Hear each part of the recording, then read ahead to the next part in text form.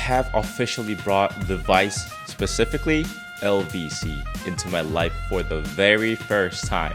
So this is what I'm wearing right now, Levis, and I'll tell you about this little by little. So to me, more precise, this is my very first time experiencing the Levi's brand as a whole. I never ever imagined in my entire life that I would end up wearing this brand until the day I die. Like, not gonna lie, I'm telling you seriously. So it all started with a bad childhood memory about jeans. You might wonder, like, bad childhood? Like, what kind of experience is that? Ever since I was a kid, I've had an extremely sensitive personality when it comes to the smallest things, especially when putting on clothes. If something felt even slightly uncomfortable against my body, I would not tolerate it. And currently I'm 27 years old this year, but if we go back to when I was a second grader in elementary school, my mother took me to a department store to buy me a pair of jeans. We tried on several different pairs that matched my size, but for some unknown reason, it wasn't that they didn't fit. I just felt this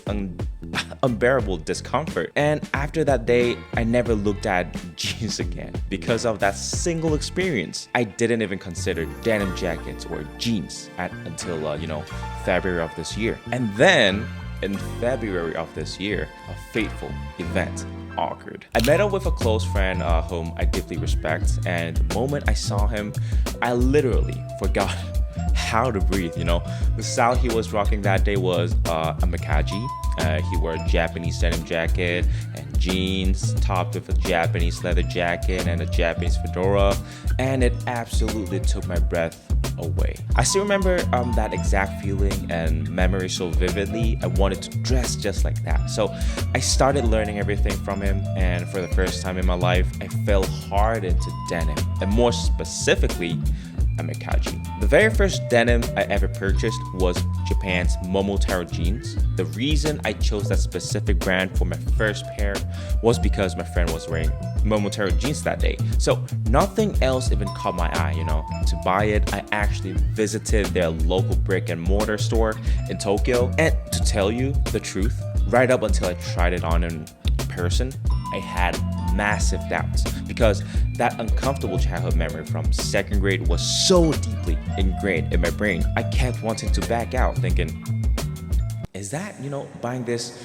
really the right move? But the moment I actually slipped into those jeans, voila, wow, like it was a whole new world, They hugged my thighs perfectly, the waist fit incredibly, comfortably, and it even snugly cradled that thing, balls that no man can ignore. There was absolutely nothing to complain about. Sorry, I'm supposed to be talking about LVC right now, but I got so caught up in the memory, of buying my Momotaro jeans that this almost turned into a Momotaro promo video. But by the way, you can check out my full Momotaro jeans unboxing and review in the video linked above. So definitely go watch it after this. I made it pretty entertaining, so no doubt about it.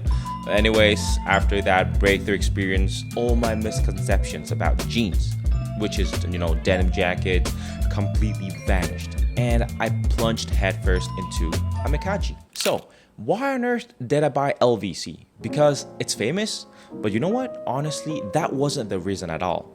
Ever since falling for Amekaji, I've strictly stuck to Japanese-made products, such as Japanese denim, leather boots, leather jackets, fedoras, and leather bags, all Japanese, Some people might disagree, I know, but for me, not just denim, but when it comes to everything that is written made in Japan, there is no room for that. This isn't just based on that single Momotaro jeans experience. It's a personal life, philosophy I've developed because I've had a strangely deep connection with Japan since I was a child. The story of this deep connection is actually quite fascinating, so you can refer to this video right here if you want to know more. Now, the absolute sole reason I bought LVC is because they used Japanese Okayama denim. By chance, the close friend I mentioned earlier told me that certain LVC lines utilize denim sourced from Okayama, Japan. The moment I heard that, I just had to buy it, I originally thought I would just stick to Momotaro and never buy another brand of denim. But as I wore them, my curiosity started creeping up. I think like most of the denim lovers would relate to this. I kept wondering how the texture of this fabric would compare to other Japanese mills, right at the moment, I found out LVC uses Japanese Okayama denim, so I made the decision. And now, thank you for waiting. The LVC pieces I bought are the LVC 1936 Type 1 jacket, organic rigid, and the LVC 1933 501 jeans, organic rigid. So when I first started looking into LVC, there were so many different lines available. Trying to study them one by one honestly gave me a massive headache. Like, not gonna lie, like for real. There are plenty of other videos out there that explain the various historical lines much better than I can, so you can go listen to those details elsewhere. Since the people watching this video right now are probably curious about the actual design and how it looks when worn, let's get straight to the point. The reason I chose this two specific products comes down to the cinch back design and my desire to style them with suspenders. Like right now, I'm wearing the suspenders. First, regarding the jacket, the reason I love the Type 1 so much is because the cinch back on the rear looks incredibly sexy. I didn't care about anything else. I made my choice solely based on, that cinch back. Also, since it's the summer season, a lighter fabric weight was quite important to me. It starts at 10 ounce, but because it's rigid, it expands to 12 ounce after washing. I've worn it out since, washing it, and it feels great. It breathes surprisingly well, and I'm highly satisfied because it is rigid denim. You really have to calculate your sizing carefully while keeping the shrinkage from soaking in mind. For information, I am 176 centimeters tall and weigh 89 kilograms. I'm currently living in South Korea. I don't know pounds or like inches, those kind of things.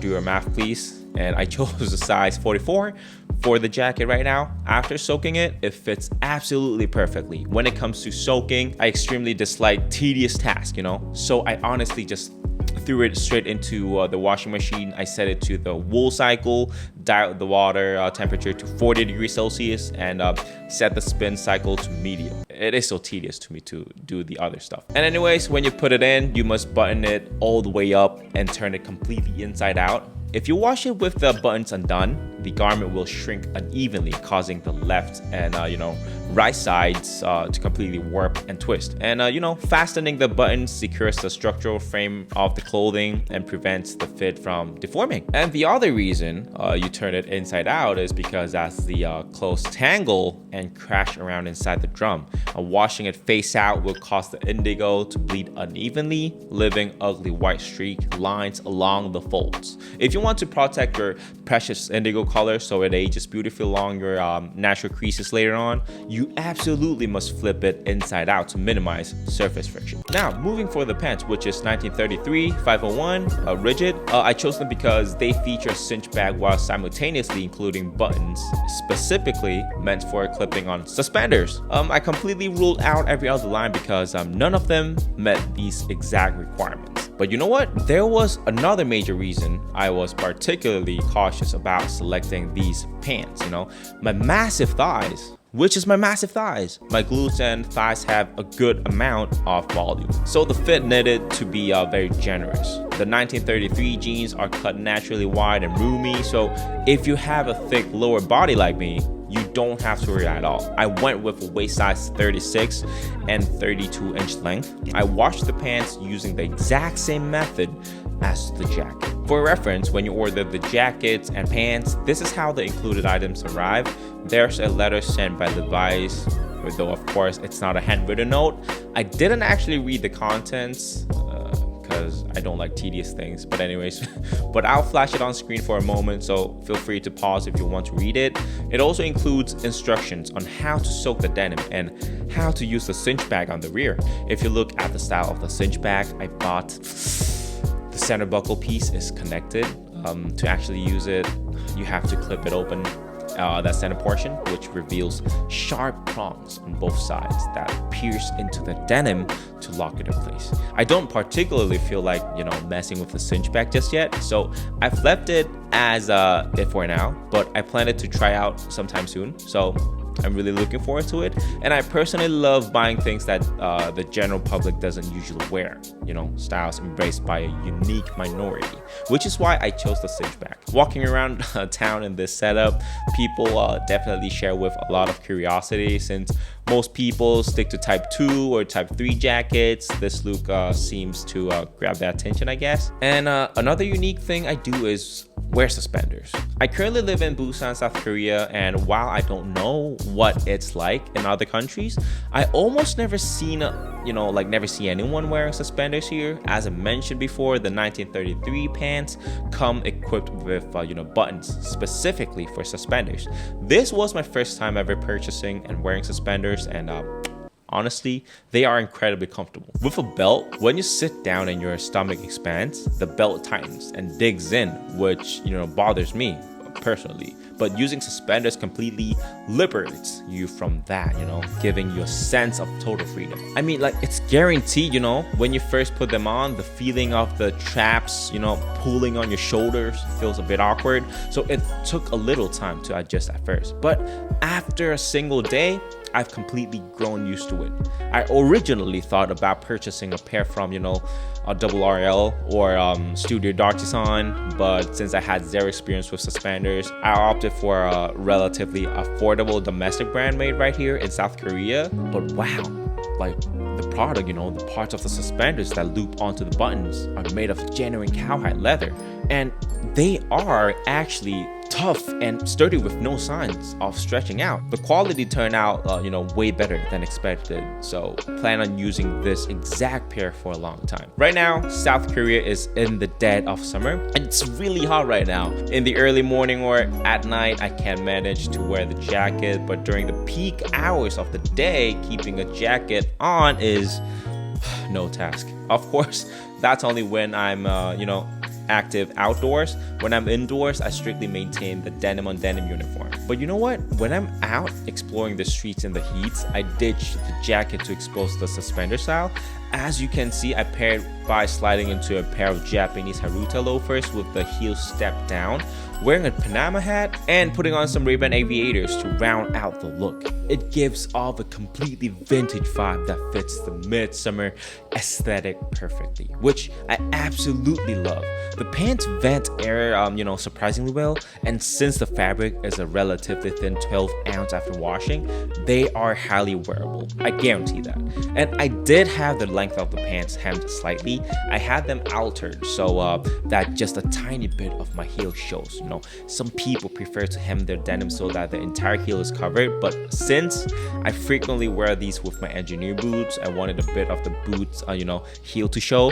Plus, when I wear them with loafers, having a bit of the ankle area exposed creates a cooler, more refreshed summer mood, so I intentionally tailored them to this specific length. So yeah, I've been wearing this setup for about a month now, and I am genuinely incredibly satisfied with it. I've been wearing it almost every single day, highly anticipating how the fabric is going to fade over time. Once I'm locked about like 2 to 3 months of wear, I'll make up a follow-up video to show you guys how the patina and characteristics have shifted. Yeah, today we'll be covering my recent purchases, which is the LVC 1936 Type 1 jacket organic rigid and the LVC 1933 501 jeans organic rigid.